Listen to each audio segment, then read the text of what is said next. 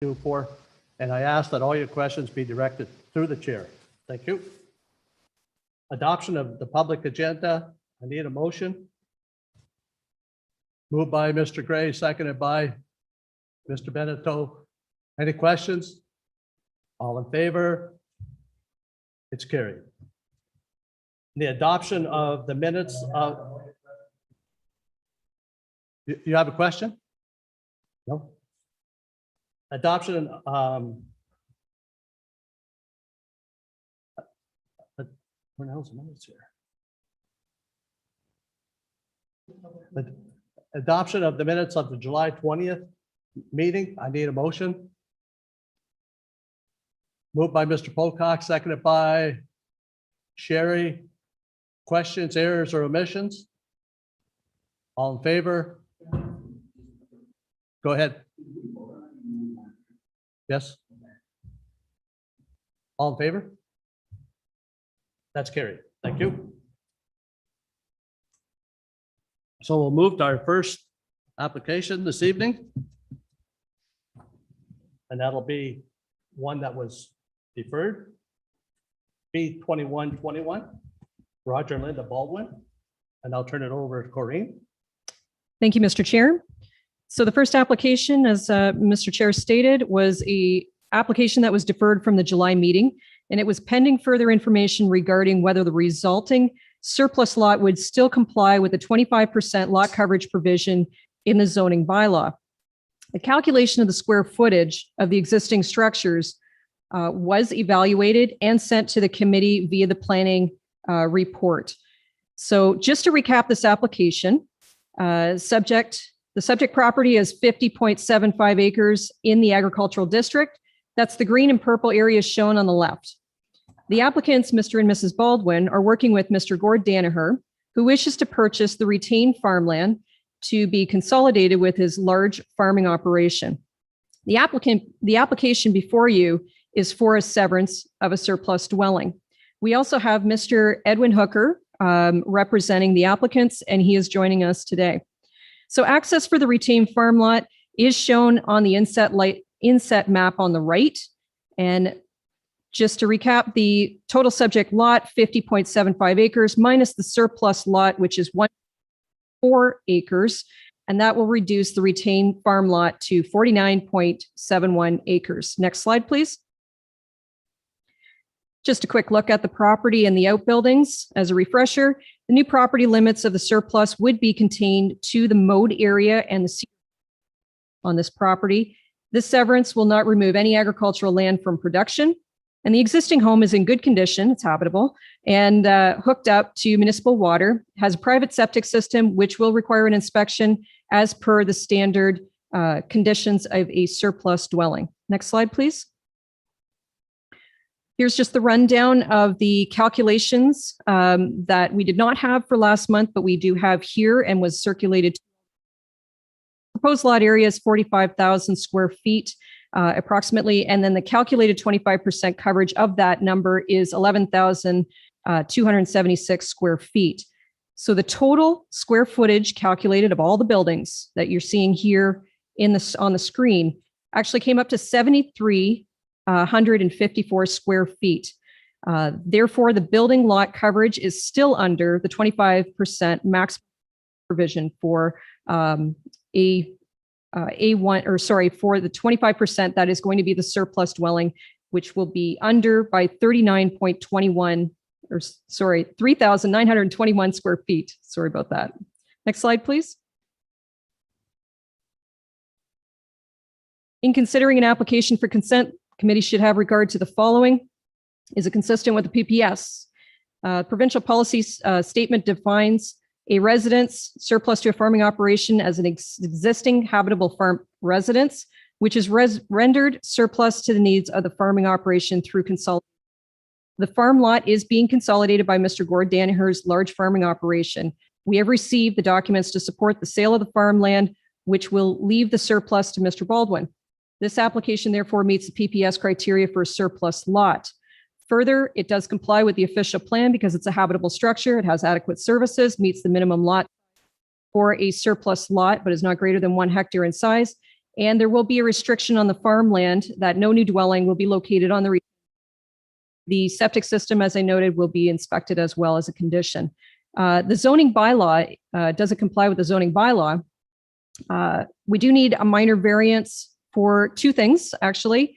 Reduction in the farm lot size and reduction in the minimum required lot width for an agricultural property. Next slide, please.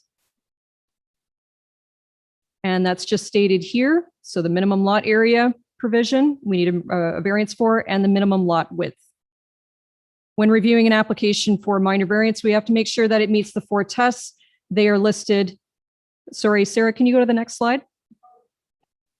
Okay, perfect. Those are the 4 tests of a minor variance that are up on the screen. As I've noted, it does meet the criteria for a surplus dwelling lot in the official plan. And the lots in the A1.1 zoning district, they do vary greatly in lot size. So no new development or change in land is proposed on the severed or the retained parcels. And number 3, the dwelling and accompanying infrastructure is all existing. So there will be no impacts to the character of this area. There will also be a prohibition against the construction of any new dwelling on the agricultural land. And then 4th, the variance does deal with circumstances particular to the site and development. The variances are required to satisfy the surplus dwelling application. And lastly, these are the typical conditions of consent. So next slide, please. Sorry. You guys are all familiar with these. For a surplus dwelling lot, you need these items. And number 5 is that note about the septic system test. Upon circulation of these applications, we did not receive any objections to the applications from internal. And we did not receive any inquiries or comments from the public regarding these applicants. At this point, I will turn it over to Mr. Chair. We do have Mr. Ed Hooker and Mr. Baldwin waiting in the wings here to speak on this application also. Thanks. Okay, thank you, Corinne. Anyone wishing to speak on any of the applications in front of us this evening will have an opportunity to do so. Either raise your hand or just cut in and you'll be addressed. Any questions from the committee? No? Then I'll look for a motion on consent application B2121. Mr. Beneteau. Is there a seconder out there? Sherry. Any questions? All in favor? It's carried. Are you going to do the minor variance together? Or are you doing them separate? No, separate. Separate? Okay.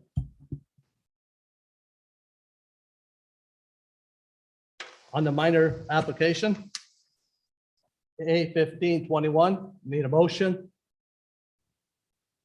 Mr. Pocock, moved by Mr. Pocock, seconded by Sherry. Any questions? All in favor? It also is carried. Did you have a question, Phil? Okay, thanks.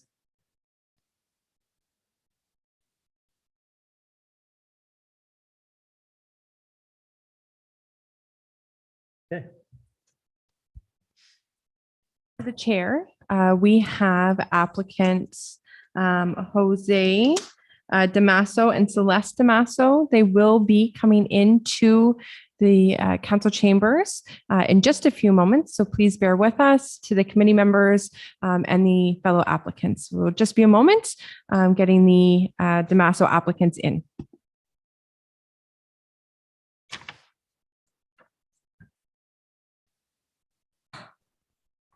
Mr. Baldwin, just wanted to thank the committee and thank the staff very much. Thank you very much.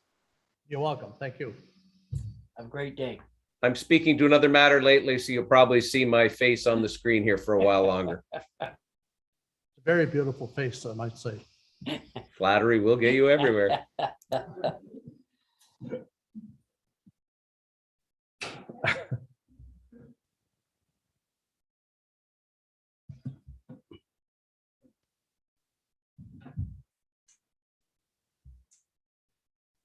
As soon as I mask up here, we'll get moving.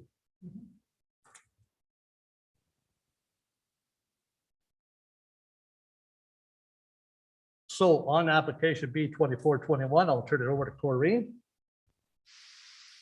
Thank you, Mr. Chair, and welcome to our applicants. Our chair here is Mr. Percy Dufour, and he's the one that runs the meeting. So once I finish my presentation, I'll turn it back over to him, and then he will give you a chance to speak afterwards, okay? So the next application on the agenda. The applicants that are here with us, an opportunity to let them know when you are to speak.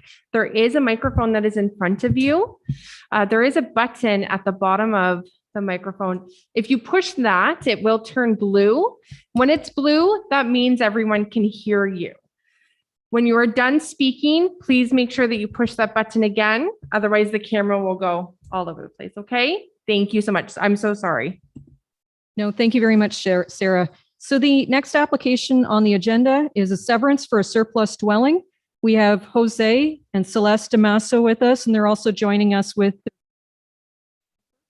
And this property is 1055 Ferris Road, and this is in the agricultural district.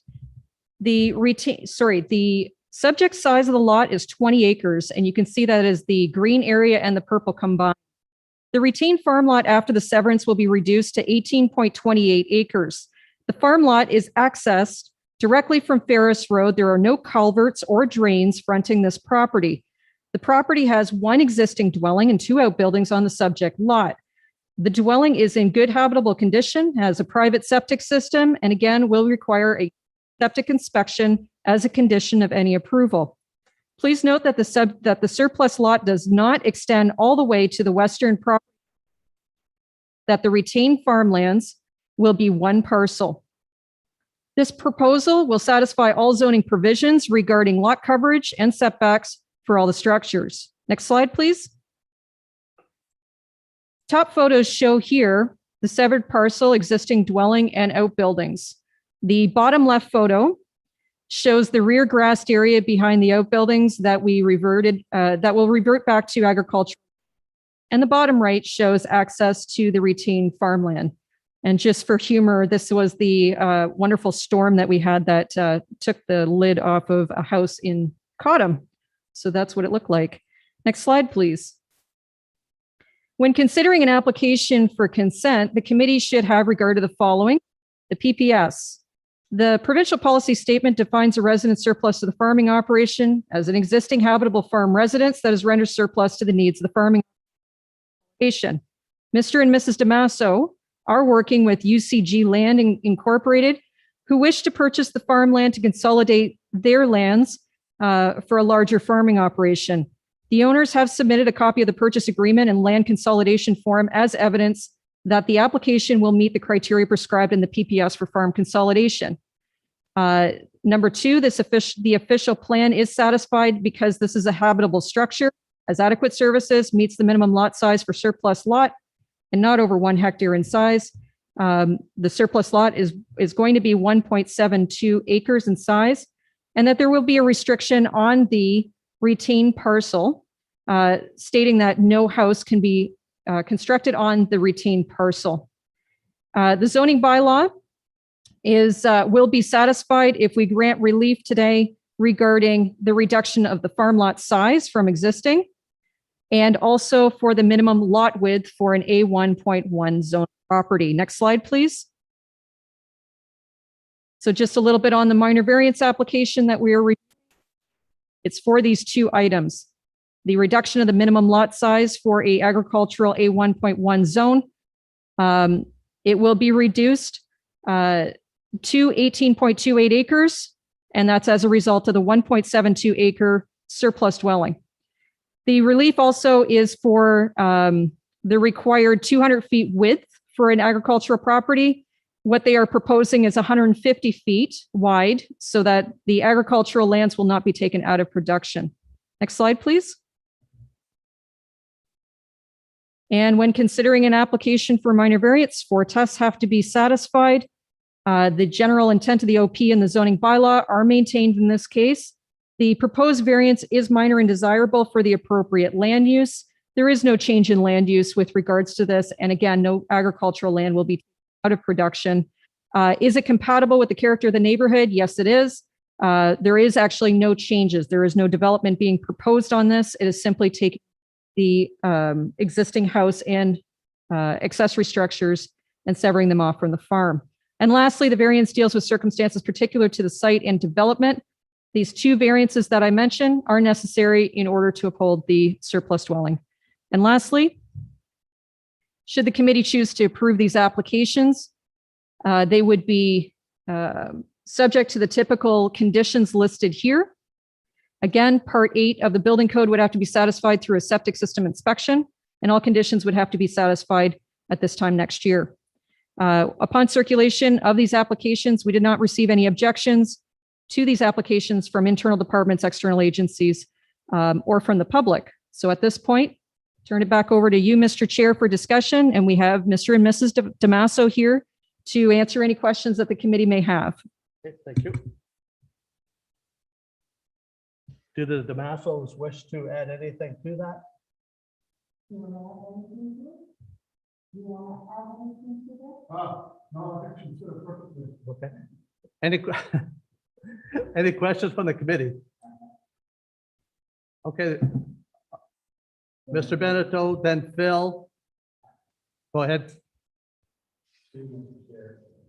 From what I'm seeing on the pictures and what I've seen there, that building looks like it's feet off the property line. Like, how close is it to the property line?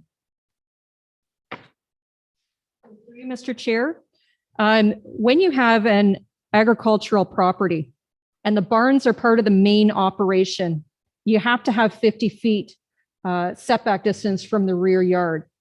Once it changes to a surplus dwelling, those buildings are not considered as part of the main operation anymore. So then the setback distances can result back to an accessory structure, not a main building. But you still have to be so many feet off it. Exactly. You have to be, The question is it that many feet off it? it is the required 4 feet is the minimum. They're over 4 feet Okay. for the minimum.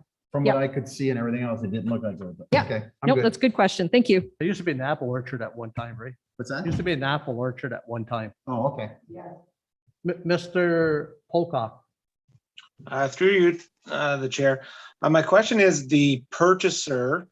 I've never heard of the buyer, so I don't know how much farmland or property they actually previously owned to deem this surplus. And are they a local farming operation? I'm just curious on that as well.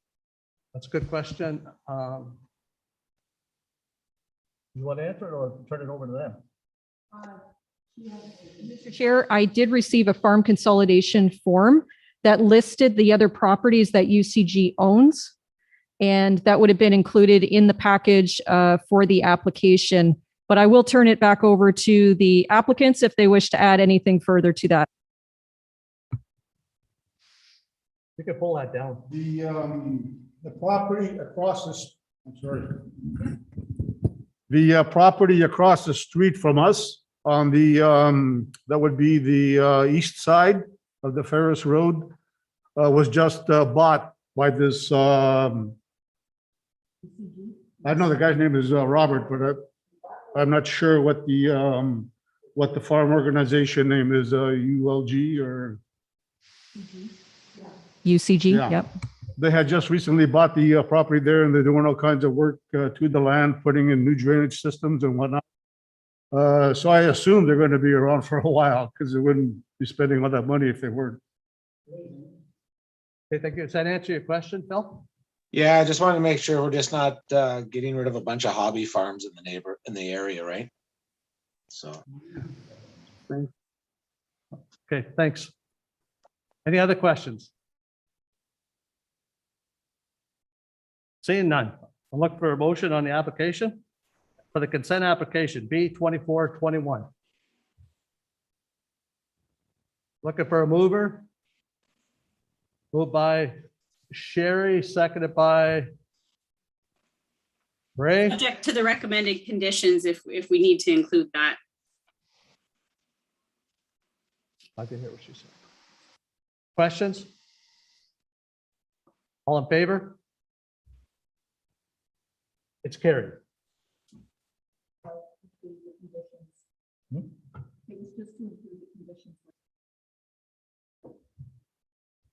approval. Yeah, approval with the, yes, well, they heard that. You read that up, right? You understand the conditions that are on that application, correct? The conditions, yes. The conditions? Yeah.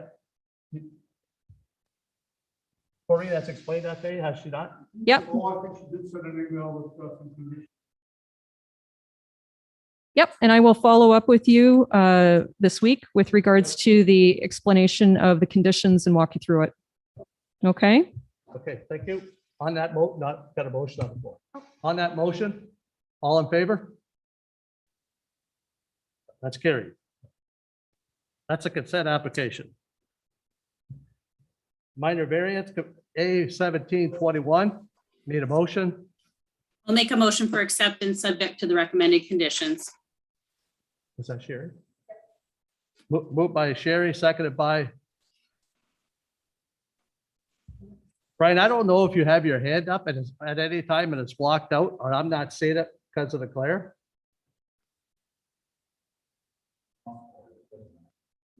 Seconded by Ray. Questions? All in favor? It's carried.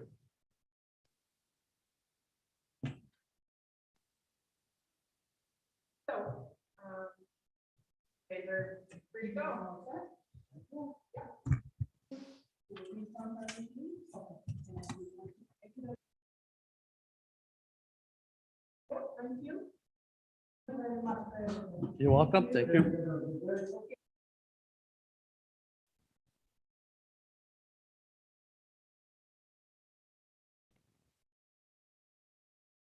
Is there people coming in right now?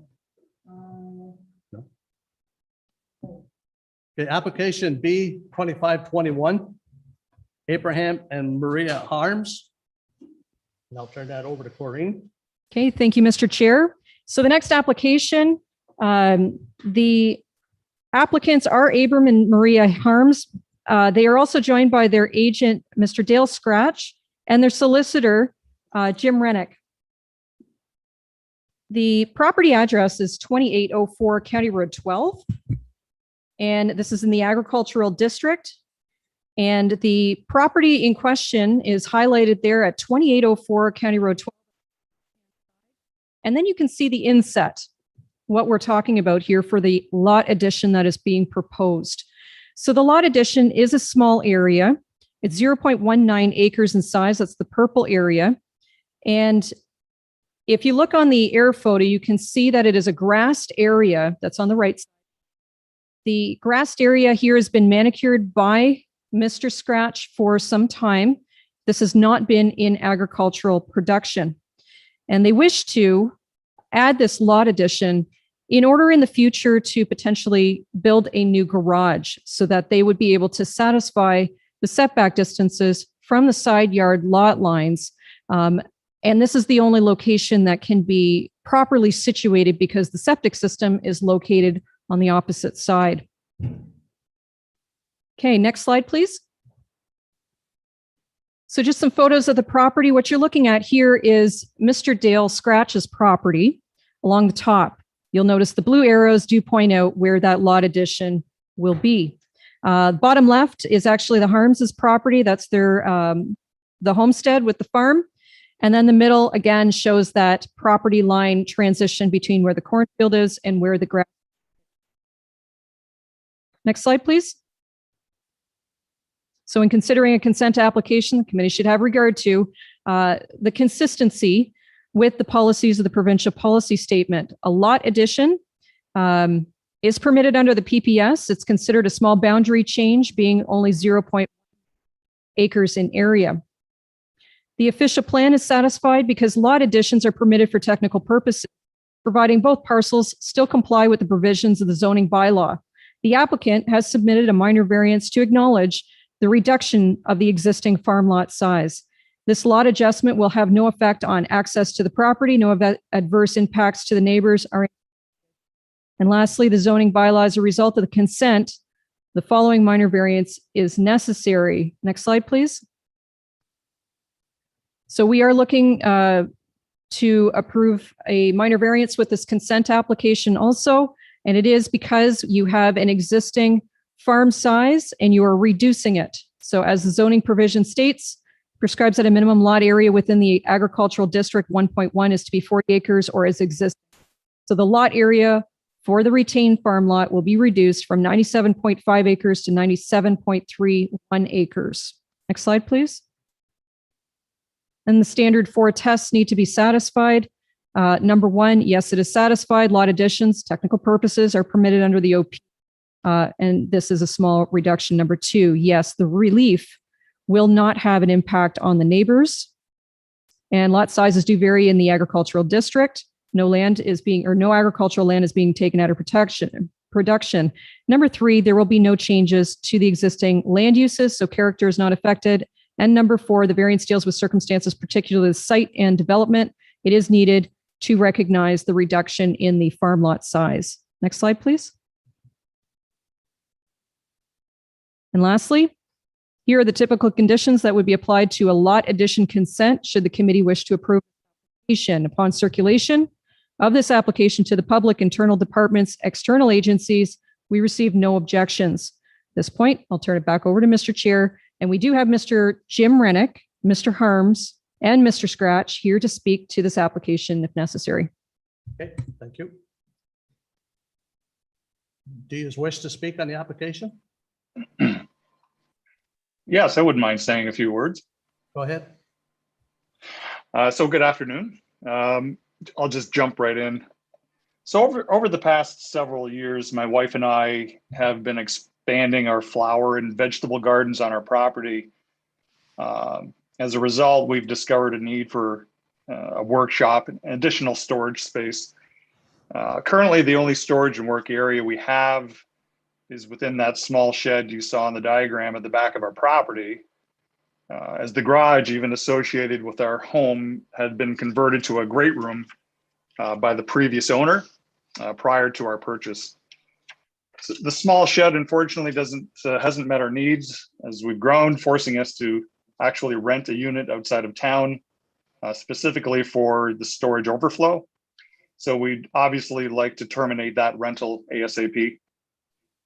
Our goal is to build a larger implement building. In order to do that, we would require a bit more property. And since the property under consideration has been maintained by us for pretty much over 22 years, acquiring this additional lot would meet our building needs. So thank you for your consideration. And that's all I have. Okay, thank you. Any questions from the committee? None? So I'll look for a motion, like consent application B 2521. Moved by Mr. Pocock, seconded by Mr. Gray. Any questions? Not yet. All in favor? That's carried. So that was Bill and Brian. On the minor application, A 1821, I'm looking for a motion. Moved by Phil, seconded by Sherry. Questions, Mr. Beneteau? How do we need a minor variance when we're not even taking less than a half an acre off that? Like, to me, that's nothing but a money grab. Go ahead, Corinne. Chair, due to the fact that any time that you are reducing a existing farm lot, even for a lot addition, a minor variance is required. Yeah, but there's got to be some point in time when you don't need this minor variance. He's still, you're not taking any farmland out of operation. You're not doing nothing different. You haven't even took a half an acre out of operation. Like, where does it state in the OP or whatever else it says you need a minor? Like, to me, we use minor variances for everything. And Mr. Chair, through you, Go ahead. if I believe Rita Jabour is on the line, and if she wants to add anything to that, it might be something that can be looked at when there is a review of the zoning bylaw or the official plan or so on. But the point is that anytime that you are changing this, a reduction, it does not conform with the zoning bylaw, so a minor variance has to go with it. But what I'm saying, there's got to be something, at some point in time, you only take so much before you know what I'm saying? Like I can see if you're taking 5 acres off, that's a big change. You're not changing nothing here because I go by that place every day and they don't work that ground that they're taking. So you know what I'm saying? Like, Mr. Venter, you bring up a big point, but that's the way we've operated up till now. I think that your point is well brought up and should be put on the agenda for discussion at some point, because I totally agree with all these minor variances. The properties are already don't meet the sizes, and that's because it was changed by the councils of the day, which put all those farms into those positions. And probably if it was done properly at one time, there should not be any minor variances for any of those farms. you might need some somewhere, but it seems, and nothing against you, Frank, you're not doing it all. There's got to be some kind of formula we're all by. You know what I'm saying? That needs to be brought up for discussion, but on this point, all in favor? It's carried. Thank you. Is there somewhere we can add this so this does get looked at? Notice a motion and bring it in at the. Oh, okay, okay. Thank you very much, everyone. As I wanted to thank the committee for their Thank time you. tonight and consideration, as well as administration who's provided us with excellent service. So thank you so much to everyone. Application B 2621. Pauline McLeod. Okay, through you, Mr. Chair. We are just waiting for Ms. McLeod to come into the room. Okay. And then we can start the presentation. So if you can just bear with us for a couple minutes, everyone.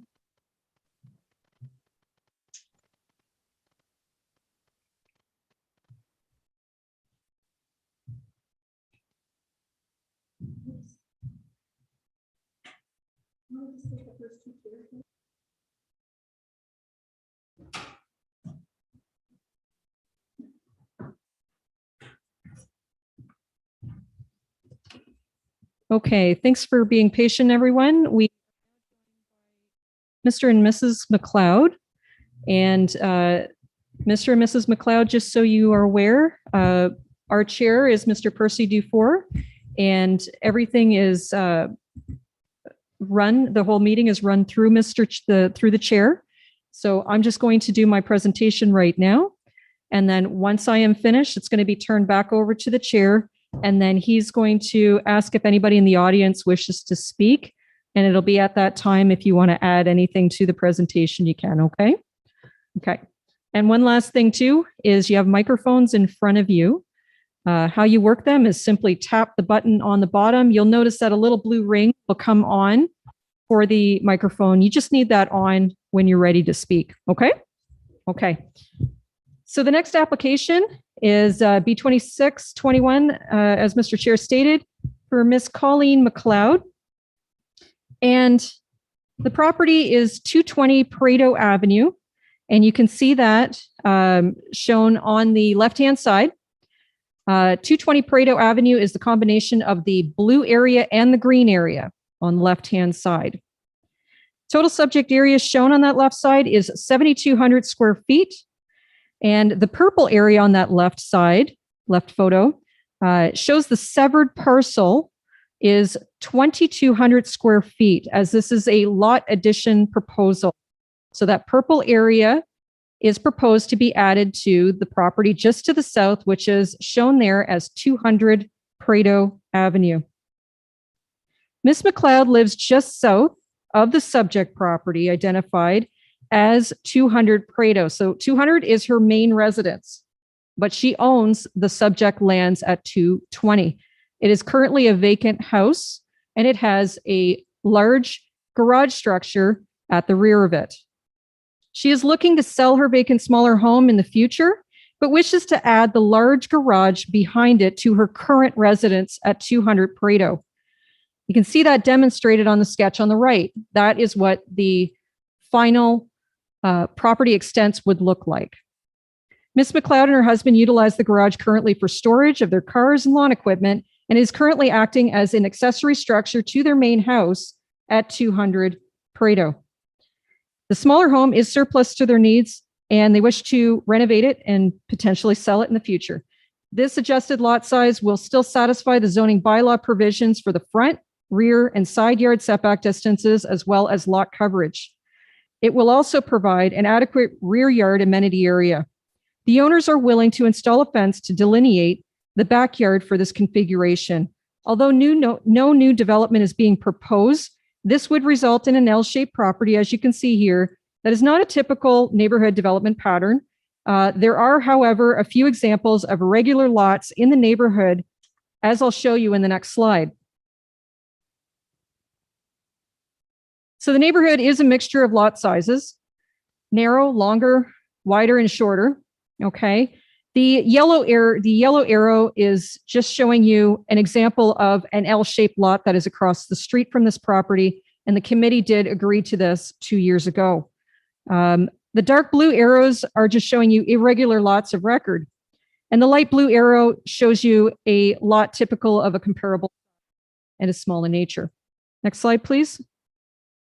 Here's some property views of the site. The garage is approximately 22 by 32 feet, and that would bring you to a square footage of about 704 square feet. So still under the size provision for an accessory structure. Next slide, please. Just some shots of the receiving property. And these photos show how the house at 200 Pareto sits in the middle of the lot. This is why Mrs. McLeod wishes to add the garage to the property instead of having this garage moved or to build a new garage on the property. And that would be due to the financial costs of it. They also wish to continue the use of the backyard for a vegetable and flower garden. Next slide, please. So when evaluating a consent application in this case, the committee should have regard to the following. Does it satisfy the policies of the PPS, provincial policy statement? This proposal meets the criteria for a lot addition permitted under the PPS. This qualifies as a small minor boundary change to the property. Although not a typical development pattern, there are similar examples within the neighborhood. Does it meet the official plan? Lot additions are permitted for technical purposes, provided that both parcels still comply with the provisions of the zoning bylaw. This proposal will comply. We do not anticipate any adverse impacts to the neighbors, or no new development is being proposed in this case. And lastly, zoning bylaw, due to the configuration of this proposal, we do not need a minor variance because all the provisions are satisfied for a lot of this size, for setbacks, and so forth. Next slide, please. So here is a list of the typical conditions applied to a lot addition type consent. It is staff's recommendation that item number 6 be included in the conditions. The inclusion of a fence will delineate the extents of the property due to the irregular shape and define the rear yard at 220 Pareto to avoid any confusion when the property, or if the property is eventually sold. So upon circulation of this application to the public, internal departments, and external agents, we received no objections. At this point, I will turn it back over to you, Mr. Chair. We do have Mrs. McLeod here to answer any questions and speak to the application. Thank you. Thank you, Corinne. If we go back to that slide to number 6 there, do you understand what that means? Yes. You guys understand what that means? Okay. Okay. Any questions? Would you like to speak on your application?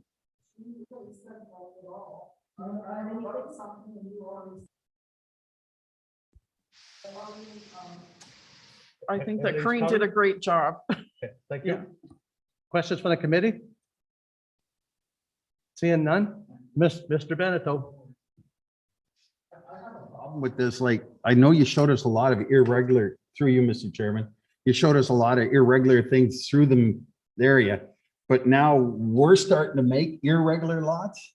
And my next question to you, how much distance between the house and that other lot that she owns, like between this house and that 220? Through you, Mr. Chair, part of the pre-consultation meetings with Colleen, they provided a site plan that demonstrated all of the dimensions of the existing homes on both lots, okay?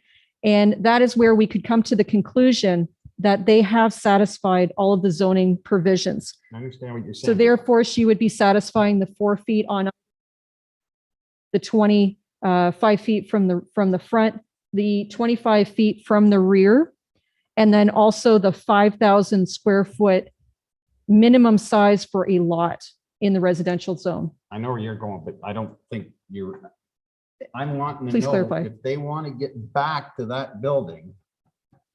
Is there enough room to put a driveway to get back to that building between the two houses? Okay, through you, Mr. Chair, the large building, the accessory structure would no longer be needed from the 220 Pareto. I understand There that. is, I'm going to follow up, sorry. There is an alley that is located behind the property. And that alley, you can actually access the front of the garage and the rear of the garage. So they can get to it on both sides. And there's what'd you say that building is, about 800 square feet? It's 704 is what was calculated. Okay, thank you. Anyone else? Anybody from the public wish to speak on this application? Seeing none? So I'll ask for a motion. Mr. Gray, you have your hand up. Mr. Gray moves it, a seconder. Sherry, questions? All in favor? It's carried. Are you opposed? Mr. Beneteau is opposed. Okay, thank you.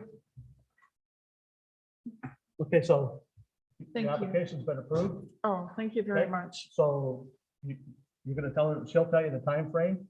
Okay, Okay, thank you. thank you very much.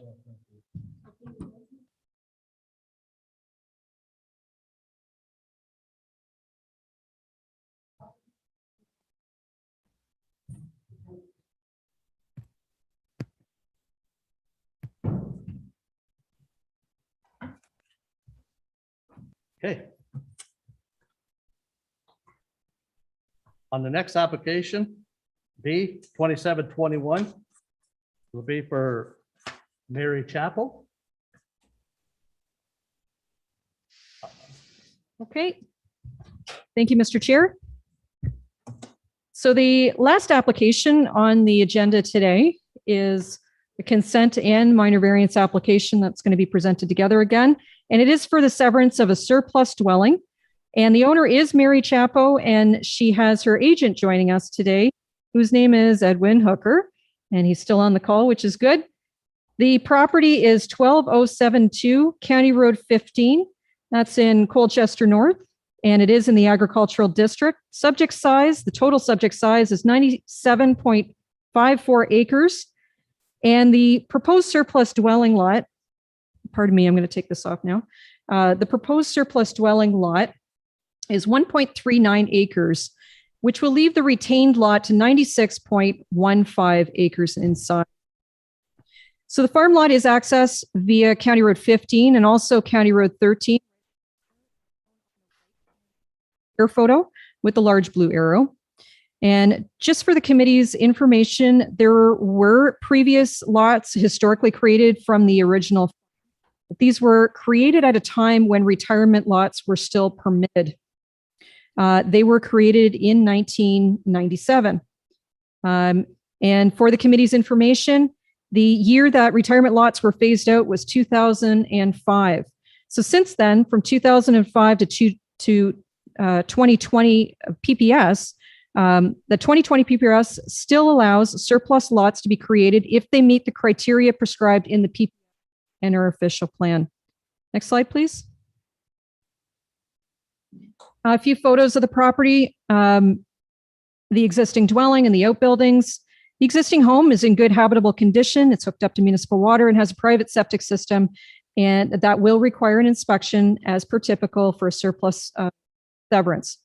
Due to the location of the large red barn here in the picture, the applicant has proposed a rear lot line that keeps with the existing manicured grass line and where the farmer plows the field up to. So as a result, no agricultural land will be taken out of production in this case. The lot layout will also satisfy the required setback for an accessory structure from, and this distance will also allow egress from the rear barn doors of the large red barn. Next slide, please.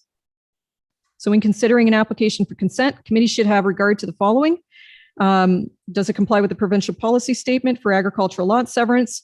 PPS does define a residence surplus to a farming operation as an existing habitable farm residence that is rendered surplus to the needs of the farming operation through Capo is working with Mr. Gord Danaher, who wishes to purchase and consolidate the farmland with his main farming operations. A purchase agreement and farm consolidation form has been submitted as evidence that the proposal is consistent with the PPS criteria for a surplus dwelling. And the official plan policies state that lands designated agricultural, you are allowed one lot created consent will be permitted for a surplus dwelling on the condition that it's habitable, has adequate services, meets the minimum size for a surplus lot, not over the maximum size of 1 hectare.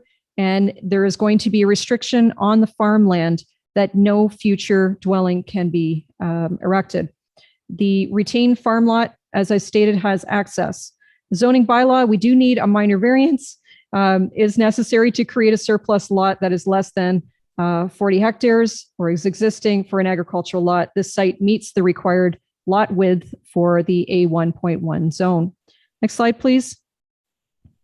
And that's just the recap of what the minor variance application is today for the minimum lot size area. So we're reducing it by 1.39 acres. Next slide, please. And the 4 tests, we need to make sure that they're satisfied. Creation of surplus dwelling, as I've stated, falls in line with the PPS. It's habitable and is of a size sufficient to accommodate septic services. The variance is minor and desirable for the appropriate use of land.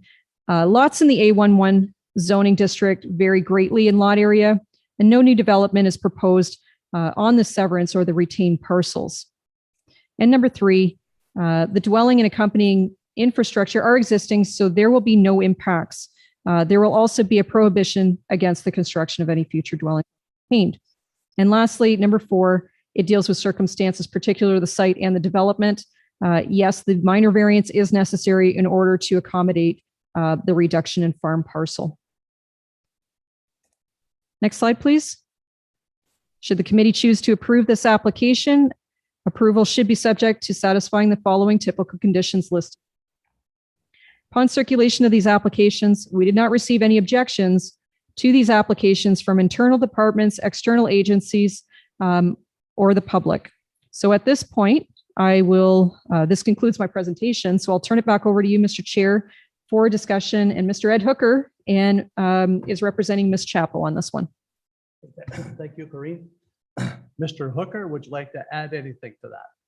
No, I think that's a great summary of everything. I appreciate the fine work that Corinne does, both on the prior application that I was attending on and this one.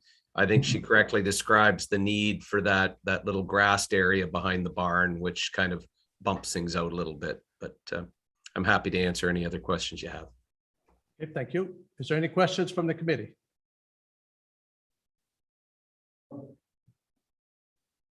Mr. Beneteau. Through you, and Corinne and I had this discussion. How many severances can you get off 100 acres? Like, I mean, this will be 4 severances. Mr. Chair? I could say something, but you go ahead. Okay, so as I noted, severances have occurred in the agricultural district over time, yes, when retirement home or when retirement lots were allowed.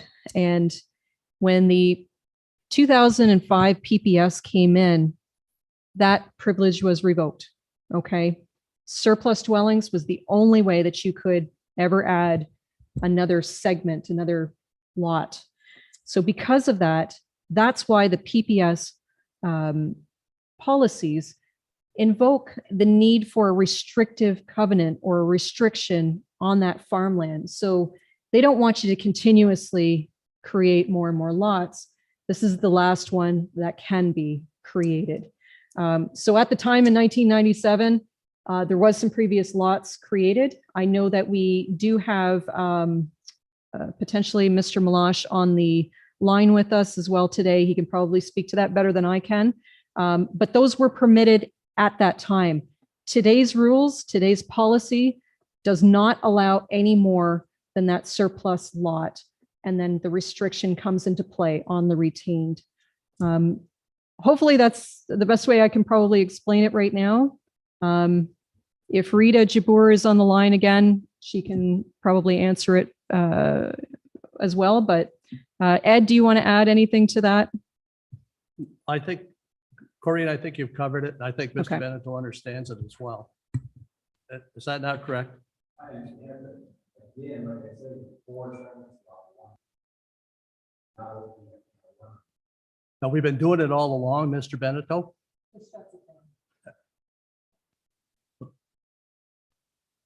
Okay, anything else? Anybody else have any other questions? So on that application B 2721, this is a consent application, so I'll ask for a motion on it. Moved by Mr. Pocock, seconded by Mr. Gray. Questions? All in favor? Opposed? It's carried. On the minor variance, A 1921. A motion to approve the application, moved by, again, Mr. Pocock, seconded by Mr. Beneteau. Questions? All in favor? And that's carried. Thank you, Mr. Hooker. Thank you, everyone. You take care. Have a great night. Okay.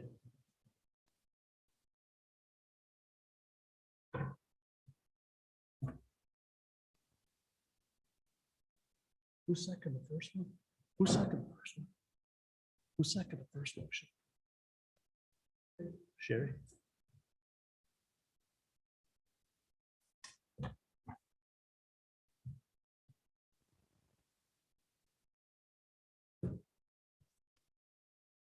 Okay, moving along. Correspondence. Nothing. New business. That'll be Rita. Is that correct? Rita, can you hear us?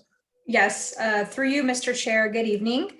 So at the last meeting, I was asked to comment on the change to the Local Planning Appeal Tribunal. As of June 1st of this year, the Local Planning Appeal Tribunal is now known as the Ontario Land Tribunal. In terms of the Ontario Land Tribunal and its functions, it's now merged with the Environmental Review Tribunal, the Board of Negotiation, and the Conservation Review Board and the Mining and Lands Tribunal into the single tribunal. So the Ontario Land Tribunal will now focus on not only local land use planning matters, but also matters under the Ontario Heritage Act and environmental matters as well. Nothing else has changed in terms of how the Ontario Land Tribunal or the Local Planning Appeal Tribunal would have functioned. You still have the same 20-day appeal periods. The OLT, the abbreviation for it, is still going to recognize ongoing appeals.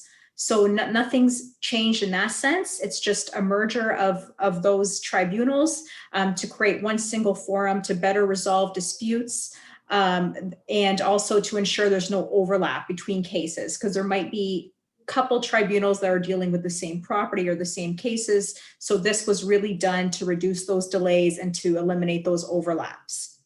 Any ongoing matters, like I said, they'll continue under the Ontario Land Tribunal. And any orders or directions made by the LPAT still continue to apply. So currently the town of Essex has no appeals at the Ontario Land Tribunal. That's really all I have to add. If you want further information on the OLT, we can certainly send you a link. They have a page on frequently asked questions, which basically summarize what I just said as well.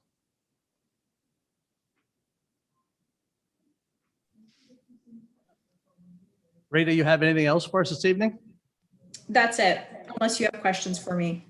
Okay, thank you. What, this is for information, okay.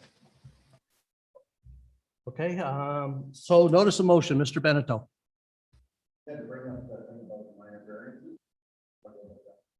Just make a motion and you ask that the administration bring back, Make that motion, to bring back on minor variances. You know what I'm after. Sorry, we're not hearing any of this. Through you, Mr. Chair. So Mr. Beneteau has asked for, is bringing forward a motion. he's bringing forward a motion that we can have a discussion and bring it to administration's attention that we do see a trend of having to do a lot of minor variance applications.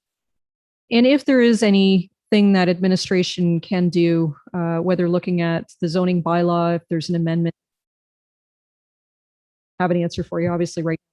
But basically bring that back or have that discussion at the next meeting on what we can consider to reduce the amount of minor variance applications that we get with surplus dwellings specifically.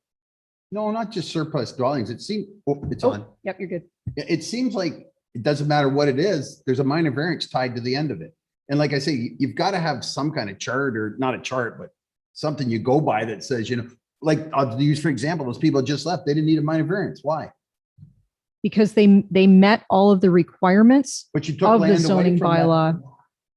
Yes, but that was a residential lot, not an agricultural lot. So the provision is only when you reduce an existing sized agricultural lot. When you're in the residential district, you don't need that. There is no provision that states you have to have a minor. But you know what I'm saying, for a farm, like this guy had a 97-acre farm. We didn't take a half an acre off his farm and we dinged him for, what, $1,500 for a minor variance? Like, he isn't even gonna notice the difference when he makes a round. Yeah. You know what I'm saying? So Rita is on the line. Rita, if I may, Mr. I want to just help clear this up a little bit, and then we can still go to Rita. Yep. And I think what Mr. Beneteau is getting at, when council changes the bylaw that it moved from 50 acres to 100 acres, you have to have a severance. They created a situation where you made all those farms below 100 acres illegal. And now you're charging minor variances to take care and adjust that because they don't have 100 acres. Well, they never had that 100 acres in the first place. And that's why he's asking these questions. He'd like to see that cleared up a little bit. Yeah, he sees it as a money grab. I see it as a money grab too, but that's not really what we want to. No. And Mr. Chair, if I may, if we can just simply catalog the motion, and then we'll have a discussion, Yeah. and whether it's going to be an in-camera discussion to get to a point, or it will be part of the meeting. But like Mr. Dufour is saying, I'll use the County Road 12, for example. There isn't 500-acre farms on that road. They're all 50 acres or 60-acre farms, Yep. So, okay, So he's Okay. just asking the administration to bring back information for Yep. discussion thank you. Okay. on his notice of motion. That's basically what he's asking for, correct? Okay, let's leave it at that for now. How's that? Through you, the chair, just clarification again. You, Mr. Beneteau, have requested that administration review minor variance applications within an agricultural district? Well, yeah. Yes. Yeah, because it's, sure, there are minor variances when you get into the urban centers. Because you're dealing with lots. So, Most of your minor variances are in the agricultural. area, yes. so, So within, Yeah. Okay, so within an agricultural district, and to bring that back at the next meeting? whenever they can, it doesn't have, you know, it's gonna take more than an hour to do it, so we'll give you Okay. 2 hours. Okay. Okay? Go ahead, Cherry. Corinne, if I may, can I just ask, what is the application for consent fee, if you know? Okay, so this is a great question for me because we just changed our fees. So I'm looking at Sarah and nod if I'm right. It is for a consent application, it is $1,200. And No, what with the, $1,400. Okay, it's changed to $1,400. That's a consent, a combination of a consent and a minor variance, which is usually the case. That is $2,200 for the fee. so it's like a So- package deal, 2,200. It is. They need both. It is. There is a reduction in that fee. If you did a minor variance on its own, it would be on its own. Consent on its own is $1,400. So they're saving $200, but I still see what they're talking about with regards to the fees. Thank you. Okay, Okay. thanks. Any other questions? Motion for adjournment, moved by Mr. Beneteau, seconded by, you can't vote, Phil. All in favor? It's carried. Thanks, everybody. Have a good night.